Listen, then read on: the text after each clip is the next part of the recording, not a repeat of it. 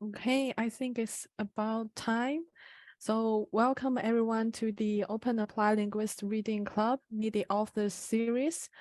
We are very delighted and honored to have Dr. Kevin McManus today to talk about attitudes and practices of replication studies in second language research. Dr. Kevin McManus is an associate professor of applied linguistics at Penn State University, where he is also the director of the Center for Language Acquisition and Center for Advanced Language Proficiency Education and Research. His research expertise is in second language acquisition and includes the areas of cross-linguistic influence, instruction, study abroad, and usage-based contents of learning. So today's agenda will be first, together with Mon, the co-convener of our network, will interview with Kevin about a couple of questions you might be interested in. And after that, there will be a free Q&A. For security reason, you are unmuted for now, but you are very welcome to open your camera and mic in the free Q&A session. So the reading we are talking about today is a journal article published on studies in second language acquisition, a leading journal in our field. The title is "Are Replication Studies Infrequent Because of Negative Attitudes? Insights from a Survey of Attitudes and Practices in Second Language Research." So welcome, Kevin. It's great to have you. And let's start with the question about the topic, replication studies. Could you briefly introduce to our audience what replication research is? Absolutely, yes. Okay, so good morning, everyone. So good morning from Pennsylvania in the US. I know that it's probably various different time zones captured here. But yeah, okay. So basically, what's a replication study? So yeah, that's a kind of obviously a good starting point.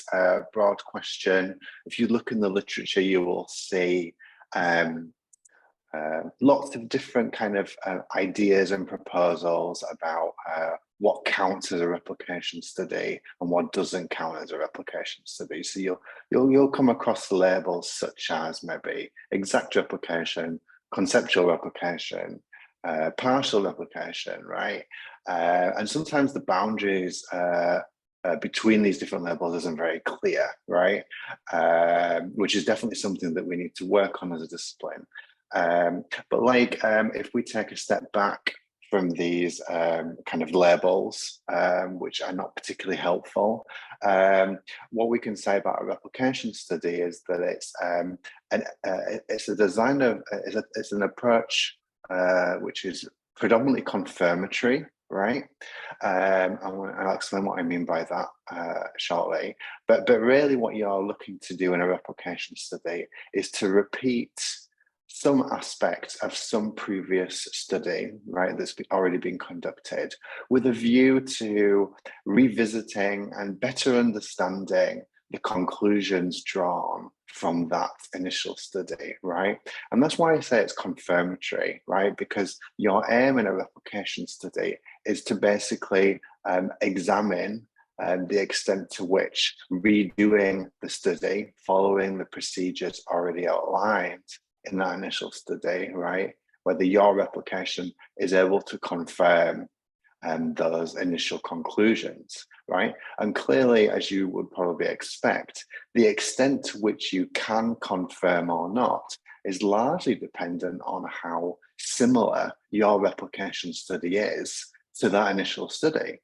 So the greater the amount of difference between these two studies, let's call them initial study and replication study, the more difficult it is to meaningfully draw any kind of conclusions or confirmation, right? But the more similar those two studies are, right, the more likely it is that you're able to have a meaningful discussion of the extent to which the findings were confirmed. But yeah, for a kind of basic level, what you're trying to do in a replication study is repeat, right, a previous study in some way, right? And so I'm kind of carefully choosing my words here of like in some way, because there are variations in the degree of similarity, right? And these labels that I mentioned before, exact, conceptual, blah, blah, blah, they all kind of map on to this degree of similarity, right? Which I'm sure is something that we will get onto, I'm sure. Yeah, thank you for the super clear definition. I think it lays a really good foundation for us to sort of get into, understanding more about the nuances of different types of replication studies. You've also touched upon already a lot of great points, I'm sure which will be picked up later on in our talk today. So I think now the audience is probably ready to get into your study. So basically, could you first briefly introduce the paper that is the reading material for today to us? Yeah, sure. So like really the aim of that study was to address some of these concerns in the field, which are largely speculative, right? And so, people have been kind of like asking the question of like, why are there so few replication studies currently available, right, or in circulation in the discipline, right? And this isn't just something that you find in second language acquisition or in applied linguistics, but it's thought to like be a feature of social science research in general, right? But like our kind of approach to this question has been like, well, people don't do replication studies because like people don't see them as being particularly innovative or particularly interesting or original. Some people will have like views that like maybe replications really don't push the discipline or these kinds of like negative or maybe ambivalent views. And I describe these as speculative, right? Because like it's just assumed that like, hey, these people are not doing this type of research because it's not valued, right? And so basically what I wanted to do was basically approach this question from a more empirical basis and say, okay, like, is there a way to kind of like try and firm up some of these speculations, right? Like, are we actually correct that some people do not value replication studies and that this is the problem, right?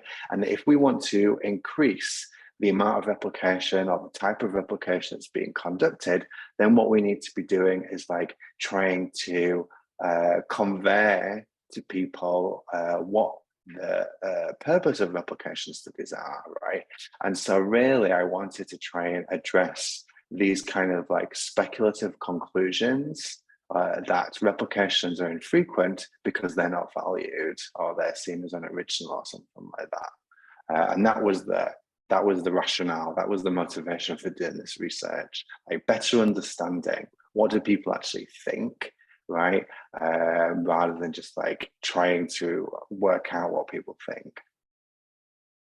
Yeah, that's true. And I was wondering what inspired you to conduct this conduct this study. For example, how long have you had this idea of doing this survey? For example, you start the title by a question: Are replication studies infrequent because of negative attitudes? And have you encountered negative attitudes and that trigger somewhat partly your idea for this study? Well, it was, yeah, so yeah, yes, it was. Like I probably have encountered some negative attitudes toward replication, but I must say on the whole, not really. And if anything, people just don't want to engage with the conversation, right?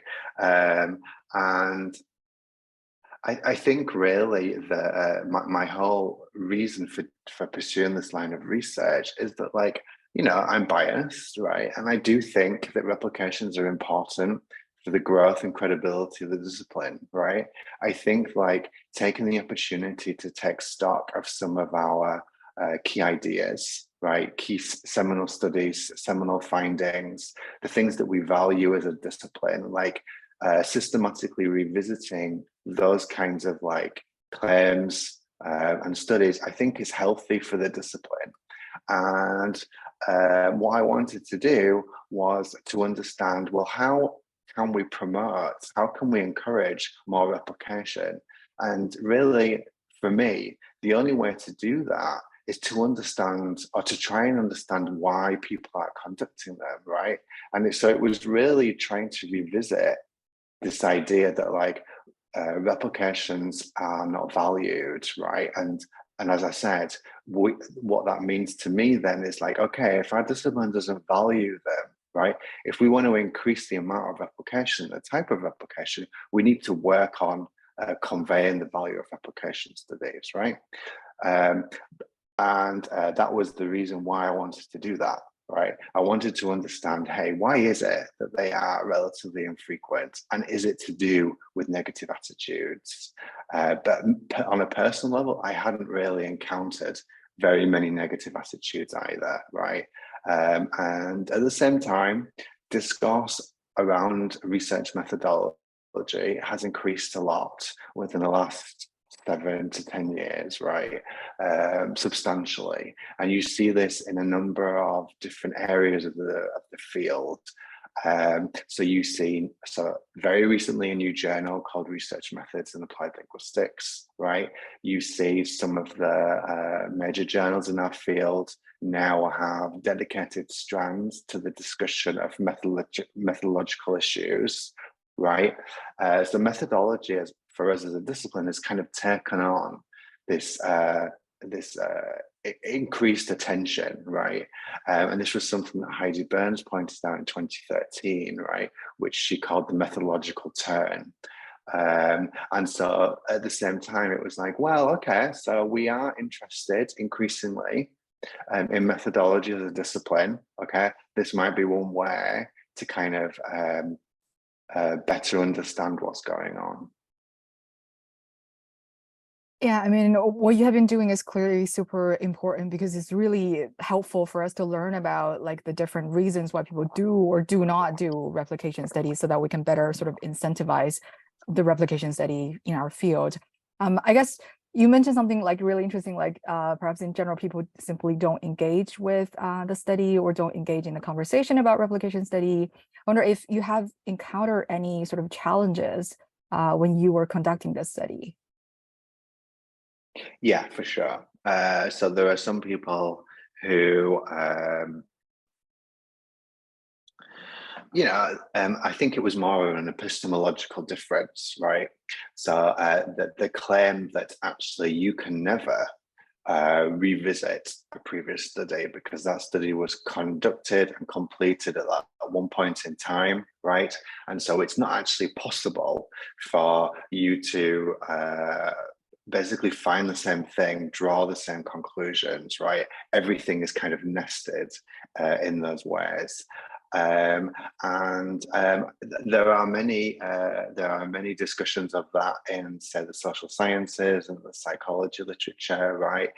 Some people will say that really the only type of application we can do is the conceptual application, right?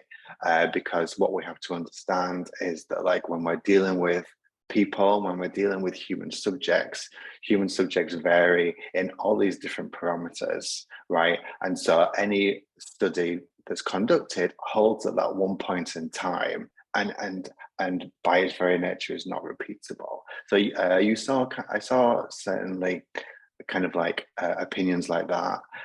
Also, maybe humanities scholars who didn't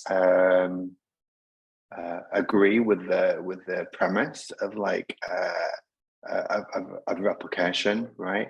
And so that was certainly something that was came across, and not particularly strongly, right? But certainly came across, and some people disagreeing with the idea that like replication isn't like relevant to, say, humanities disciplines. And this is something that like it's interesting to see right now because there is a big push from like in history, right, on the conduct of or the use of replication studies, right, to understand kind of like historical narrations and historical recountings of events. So the Centre for the Centre for Open Science has an event this spring. It's called, I think it's called Meta Science 2023, right? And there is a pre-conference workshop that's freely available, and it's actually about replication in the humanities. And so it's quite interesting to see how there are certainly attitudes and disciplinary changes about how replication, the principles of replication, can take on different values or can take on different roles in different disciplines. And like in our discipline of applied linguistics, you see that, so for example, Numa Marquis had this paper a couple of years ago, which he was talking about the principles of replication in terms of conversation analysis, which he called comparative reproduction, right? And again, kind of like reinforcing this idea that different disciplines might disagree about the use of the label replication or the aims of replication, right? But the principles of better understanding some previous study is something that many people are interested in, right? And so in humanities, people tend to talk about this in terms of transferability, right? So looking at to what extent do the findings of a particular study transfer or apply in a new context or something like that. And there are a lot of discussions surrounding meta-science and replication studies, not only in our field, but in many fields. And we are happy that we have this article to learn about specifically applied linguistics. In applied linguistics, what are the attitudes and practices of replication research. So could you share with us any behind the scenes stories about this article or about the research before we jump into the findings of the article?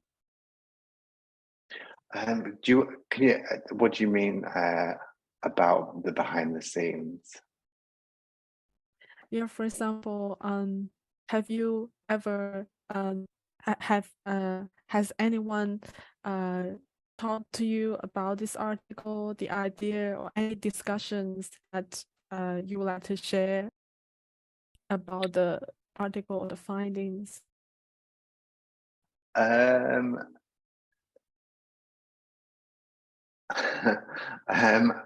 I'm trying. I guess we're just looking for some gossip. No, I'm just kidding. So it's just anything like, yeah. If not, it's okay.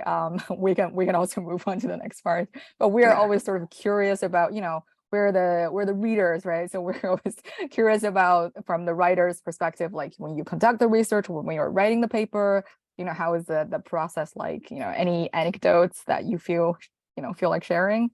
Yeah. So yeah, like I think one of the things that I found when I was doing this study is that people were really interested in the results, right? And it was something that was quite curious to people, you know, given the limitations of this type of research approach, use of a survey, self-selected participation, and yeah, so it kind of has led to increase kind of like discussion around the topic of replication, I think. And at the same time, what I've heard from people in other disciplines using this kind of survey to understand attitudes and practices in those disciplines too. So yeah, I think there is generally a kind of like interest around this topic of replication nowadays, right? And I certainly think about it. So like when I did my first replication study, which wasn't that long ago, which in 2017, 2018, right, there really wasn't that much out there, not much going on, right? And then like I got involved with this book project with Graham Potts called Doing Replication in Applied Linguistics. And, you know, these things kind of like all are nested right? They all lead to another thing. And so it's been certainly an interesting journey that I've been on. And like, I don't claim to have all of the answers, right? And I don't claim to know everything about replication and things like that. And so I'm learning about the discipline as well as I'm going on and thinking about how it fits in with like basically the growth of what we're doing, right? So one of the things that people talk about a lot is the pairing of reproducibility and replicability, right? And I certainly think that is something that we'll want to be doing next, right? Is like actually systematically revisiting the reproducibility of a study, right? Before actually doing a replication of that study. Okay, but yeah, there are certainly all of these kind of knock-on effects of doing this. But thanks for the question. Yeah, I mean, that's really interesting because actually for me, it was something new that I just recently learned that actually for our field, the interest in replication study dates back to, ages ago. And we are already sort of having book length, like your book with Graham Port on, how to conduct replication studies. So I would say we are actually quite ahead in terms of the curve in terms of our, interest or dedication to replication studies, which makes your study even more interesting because there are somewhat, like contrasting phenomenon going on. So I think we will be diving into those like right now. So my next question for you is about the specific findings, particularly about your the findings related to your first research question. So replication. So on one hand, we see that replication studies appear to be infrequent in our field, but on the other hand, your study also found generally positive attitudes towards replication research. So how should we interpret these findings and what is its implications? Yeah, so like you're right. So in terms of the conclusions about attitude, so yeah, I was actually moderately surprised when people were say, for example, so the way in which the survey was administered was you read a series of statements about replication in the field and your attitudes towards them, and then you had like this bar, right? And it went from 0 to 100, right? And it was something like strongly disagree on one side, somewhat disagree, neutral, and so on. That was the scale, okay? And then basically, I was just asking you to tell me how you felt about these statements. Like, was it something you agreed with, something you strongly agreed with, right? And then I think the thing that surprised me the most was the extent to which people generally strongly agreed with the statements like replications are valuable to the field, right? Replications are relevant to L2 research. Replications strengthen a discipline, things like that, right? Because like up until that point, I'd expected to receive kind of like actually no disagreements with those things, especially in this survey kind of setting where you're not required to be accountable, right? You can basically say whatever you want. And you could also type things in as well, right? And so clearly in the paper, when you look at the actual visualizations, right? You can see that obviously not everybody did strongly agree with these statements, but the results did kind of cluster towards the agreement side of the scale, right? And so what that was telling me was that like, yeah, of those surveyed, right, which is an important point, people generally did value replication studies. Now, we have to bear in mind that it's possible that the people who were more likely to complete a survey of that type actually already did strongly agree, right? Or agree with methodological questions, things like that, right? So we have to bear that in mind. But yeah, generally speaking, people were positive towards the place and the value of replication studies. And then obviously you saw things which were more middle of the ground, right? But one of the things that you didn't see was a strong agreement, right, with people saying that they lacked originality, right? If anything, it was like unsure if they lack originality, but it certainly wasn't that they do lack originality. And it certainly wasn't that replication studies lack innovation. If anything, it was people across the scale, right? Rather than saying, no, these do not contribute to innovation in the field. No, these do not contribute. So a very different type of response to what you were getting about questions about value and things like that, and like relevance. Another thing that I thought was important, that I don't know, I'll briefly mention and other people can ask if they want to, was whether respondents think that a replication study can be conducted as part of, let's say, a dissertation, a PhD dissertation, right? Because generally one of the things that I hear the most often is that students should not do replication studies, right? Because what they need to do is they need to demonstrate that they can do this concept of original research, right? And that if you do a replication study, you can't do that, right? And generally, people disagreed with that statement, right? So for example, 8% of the sample said that they didn't think replication was appropriate. So 8% said that they did not think replication was appropriate, right? And then what you find is that the majority of people think it has some place in the PhD process, right? And I agree with that, right? When I'm working with my own students, right, I encourage them to do a replication study as part of their doctoral training, right?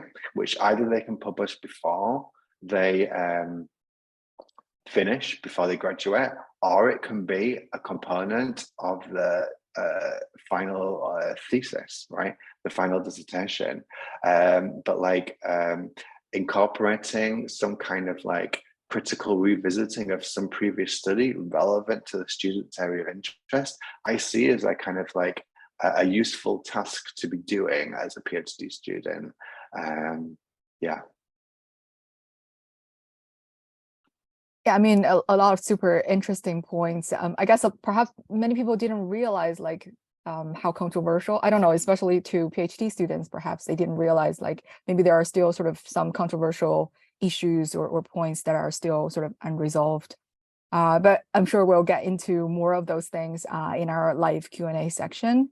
And now I think I'm going to pose you another question, but I think your image sort of froze. So I'm not sure if that's me or that's, can someone let me know if everything is going well now?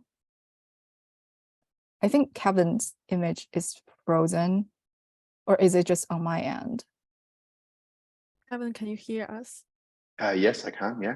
Oh, okay, sorry. Maybe something wrong with my my end of things. Sorry about that. No okay. worries. Yeah. So yeah, maybe So, Xueqin, you can carry on. Yeah. Yeah, in terms of the second research questions, it's about the practices of respondents who have carried out replication studies, and what can we learn from these practices? Your study found that the respondents who had never tried to replicate a study, the most common reasons for not doing so were, I did not have a reason. And could you tell us what are the implications? How could we decide what's worth replicating? Yeah. Okay, so I think you got a few points there. I think in terms of the practices, one of the things that there are a few statistics in the paper, and I won't go into those now, but one of the main takeaways for me on a professional level from doing this study was like an understanding that how do I say this? I don't think that people are not conducting replication studies now, right? I don't agree with this initial claim that replications are infrequent. I think they're just not being identified as replication studies, right? Because potentially all of these value issues can maybe before we've started talking more about methodology in the discipline, before we've more legitimizing questions of like doing replication studies, there was maybe this concern that like it's going to be more difficult for me to get a replication study published or something like that, right? Which might be true, and really what people are doing is they're claiming to be doing replication studies, right? But they're just not like labeling them as such. So for example, the title will include some just replication of some form, right? The abstract won't refer to it as a replication study, and you won't actually know that it's a replication study until you get down into the methodology of the paper, and there might be one sentence that includes the word replication, right? And you still see those today, those types of studies, all right? But up until that point, you've got no idea that that's a replication study, right? But a replication study can make an important contribution to the field and an important contribution to knowledge, right? And so for me, after I got these kinds of insights, right? Like, so people were asked, so if you publish a replication, did it include the word replication or something like it in the title, right? And very few people said yes, right?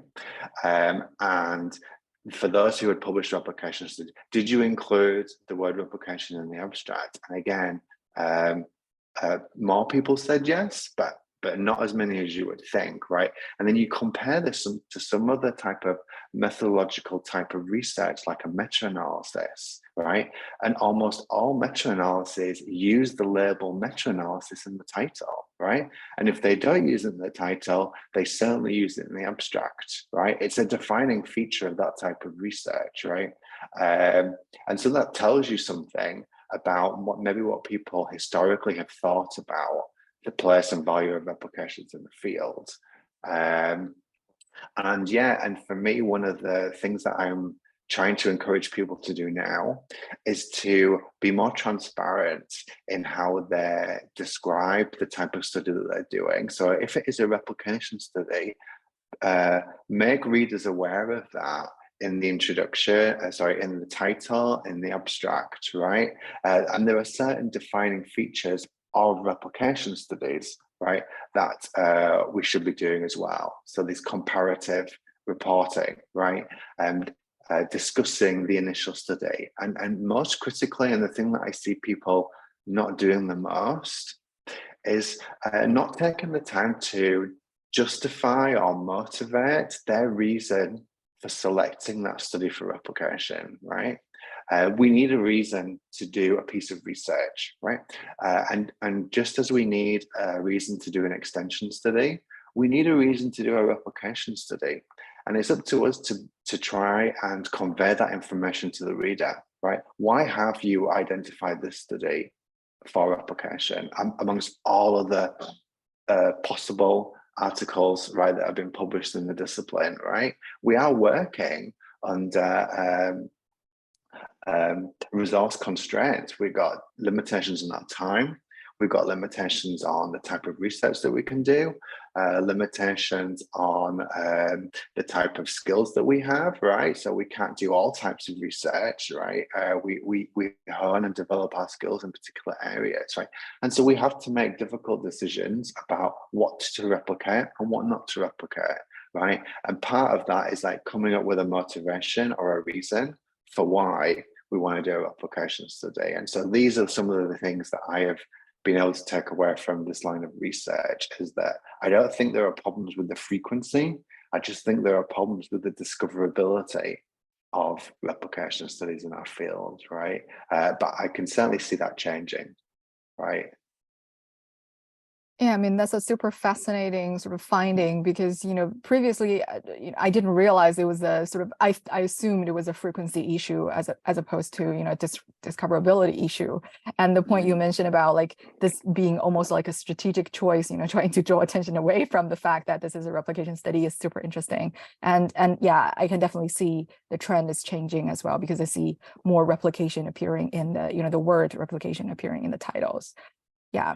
And connected to that, interestingly, what you're seeing now as an increased use of the label replication for studies which are not replications, right? And so it's doing the full circle. Yeah, that's so I certainly feel like there is actually more sort of research to do so that we can, better understand like people's, the psychological factors and whatever, or even the sociological factors that are influencing this kind of behavior. Yeah, so the next question perhaps is somewhat related, is about your third research question. So your study found that respondents who reported having taken more research methods courses indicated more positive attitudes towards replication. How should we interpret this finding? What is the implication? Yeah, so this was it was a weak association. It wasn't a particularly strong association, but it was like maybe indicative, right? And it was consistent with some other survey-based research around research methodology in the field, right? So one on research ethics, actually that you so Dan Isabel, right? So you had that session, and then one on statistical literacy, right? And then those studies also found connections between research method training, let's call it, and practices or attitudes, beliefs, things like that, right? So yeah, like it makes sense to me, right? When you talk about research methods, when you talk about research design, study quality, things like that, in let's say graduate education, then that increases people's sensitivity to methodological questions, right? And in a replication study, that's what you're interested in. You're interested in to what extent are particular studies' findings influenced by that particular study design or study choices, for example. So for example, if you code accuracy in a particular way, right? Does it lead you to a particular conclusion on the effects of X on accuracy, right? And then in a replication study, you revisit that and maybe vary the way in which you calculate accuracy, right? So you do it in the way the initial study did, and then in the replication in a different way. And then you're able to compare, hey, to what extent did this particular operationalization of accuracy influence the conclusions of that study, right? As an example, right? Yeah. So in conclusion, there, what you've got is taking some time to think about research methodology seems to have a benefit for our methodological awareness in the field, right? And whether or not, so I didn't ask the question about whether you had actually studied replication in your research methodology training classes, but that would be a good question as well. Yeah, thanks for sharing. We just briefly go through the 3 research questions and the findings. And were there any other surprising findings that emerged from your research, or are there any further findings that you would like to highlight here? So I think I mentioned the kind of things that I thought were interesting and the things were surprising. So one of the things that I'm working on now is both encouraging others to conduct replication studies, right? So I'm editing a special issue in Studies in Second Language Acquisition, which is coming out next year, dedicated to the topic of replication in the field. And that includes different types of replication studies. So for example, conceptual replications, approximate replications, close replications, guidelines on how to report replication studies in the field, right? Some synthesis of justifications in the field for why people do replication studies, right? And so one of the things which I think is personally quite interesting, and I saw this in the chat, was there is a very strong tendency in our discipline to use replication to address questions of generalizability, right? This isn't consistent with other disciplines. I'll say another thing as well. Many other disciplines are using replication to revisit seminal claims or theories, right? They're using replication to revisit valued. I mentioned this already, like things that we value, findings that we value as a discipline, right? So using, for example, impact factors of journals, using citation counts, using year of publication, using findings that are used in textbooks or appear in the media, or are used in language teaching, things like that. Using these kind of like indexes of value as a reason for choosing this replication. And also, there are two components in other disciplines which aren't found in our discipline. Okay, so the value component, right? People are not saying that they're choosing to replicate a study because the finding is valuable to the field, right? And I mentioned some of the ways in which we can think about value, but also very strong in other disciplines is this idea of like uncertainty in the findings, statistical uncertainty or methodological uncertainty, right? So using, for example, or a reason for choosing this study is the finding is valuable, it's in the textbook, it's using language teaching, that kind of thing.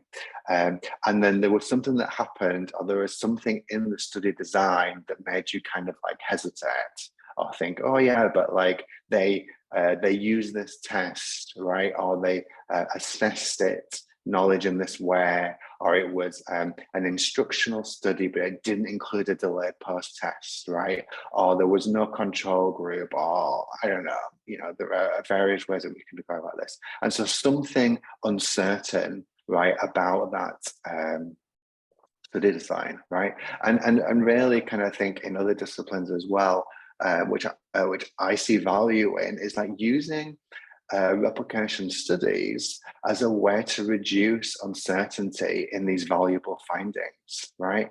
And for me, that's an optimal use of replication, not its only use, right? But for us as a discipline in applied linguistics and second language research, the primary reason we're doing replication studies is to explore the question of generalizability, right? So for example, we're taking a study, we are maybe repeating it in some way, but with a new population, right? But with a new, in a new context or something like that. And like, to my mind, we don't need replication to ask these kinds of questions, right? If we're interested in generalizability, there are other types of study design, such as extension studies, right? Which allow us to do that. But replication is most powerful when, or most useful when it's used to kind of like more systematically revisit a prior finding and a prior result, right? And up to now, we're seeing this change, right? The guiding principle, right, is verifying generalizability. But if you think about it, it would never be possible to do that, right? You could never verify the generalizability of a previous study, because in order to do that, you would need to do hundreds and hundreds and hundreds and hundreds, right, of different variations on, say, the population or the context or something like that. So using replication to, let's say, verify the generalizability of the findings, which is often what is claimed, isn't something which is actually achievable, right? And so it's going to be interesting to see the extent to which this changes, right, or not over the coming years. Yeah, definitely. You've raised so many great points, and then which is so thought-provoking. I think this probably related to sort of the different values attached to conceptual replication and more like, you know, close or direct replications. And I'm sure we can get into more detail in that in the Q&A session. But now I know we've covered so many great points. If this may be a challenging question, but yeah, but if there is one thing that you want the audience to you know, to take away from your paper or your research, or more generally about replication studies, what would that be? So it would be that, like, you know, I think we're led to believe perhaps that, like, people don't see the value, all right, or that other people don't respect other people doing replication studies, right? And that doesn't seem to be the case anymore, right? And it might have been the case historically, but I would say that today is not. And you see this in so many different places in the discipline. So you see some journals now encouraging publication of replication studies, right? You see some journals which have dedicated strands for replication studies. So studies of second language acquisition, language teaching, applied psycholinguistics, right? Language learning also published replication studies, all right? Not being afraid to kind of like label them as replication studies, right? And like using, like, in fact, when I'm reviewing them and when I'm handling them as an editor for a journal, like I send them back if they aren't actually framed as a replication study, right? So one of the things that we don't want to see is that, like, a surprise that this is a replication study when I'm reading the methodology section. So being clear and upfront. On my website, I have a whole list of different resources that you can use to inform how to identify a study for replication, how to design your replication study, right? And then a bunch of other resources. I now have a bibliography of replication studies in the field, right? So you can also go there and have a look which studies are appearing on this list, which studies are not appearing on that list, for example, right? And it's all there. But yeah, what I would say is, like, if you're curious and you're interested, and I think it's a really good way to kind of like get into doing research, right? So it might be your first study that you work on with your supervisor or your advisor or something like that. But taking that initial step, right? And one of the beauties of replication, right, is that you're not required to design everything for new, right? Or you're not required to come up with identifying the participants, identifying the selection criteria, how to analyze the data, how to collect the data, that kind of stuff, right? One of the nice things, especially for junior researchers in doing a replication study, right, is just finding a study, right? Obviously, that's a difficult bit, but once you find a study that you're interested in replicating, right, you want to keep the amount of variation among those studies small, right? And then what you've got is a very nice rail track on which you can proceed. And for me, when I'm teaching research methodology, we do this as our class assignments. Like, so we do replication studies as part of the final paper, as giving students the first entryway into doing a piece of empirical research. Yeah, thank you for sharing those resources. And we know you are currently working on a new study about replication research, and we are wondering whether we could get a chance to get a sneak peek into the findings. Could you briefly introduce what you are working on right now? Yeah, so like, so I have a series of like replication projects. So for example, we're doing a replication of Ellis and Segara's blocking and learned attention effects in second language learning, which is very interesting. We're doing a replication of Fernandez 2008, which was looking at how the type of, basically how explicit information contributes to the trajectories of sentence processing or online processing for word order in Spanish. So those are two like concrete replication studies that we're doing. And then I'm also doing this systematic review of justifications that people use. This is how, so when I was talking about generalizability, that was one of the conclusions from that research synthesis, right? So like 80% of the sample were saying that the reason for doing the replication was generalizability, and sometimes another reason as well, but very strongly generalizability came across. So that's what I'm working on right now, is like trying to understand, you know, what are the motivations that we're using for doing replication studies, and like, can we provide some guidance there and look into other disciplines, right? So what are they doing, for example? Yeah.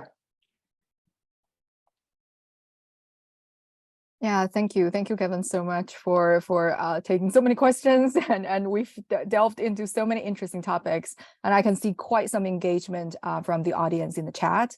So I think now perhaps it's time for us to pause the recording and go wild, and let's dive into the chat. Yeah. I'm just gonna stop the recording now.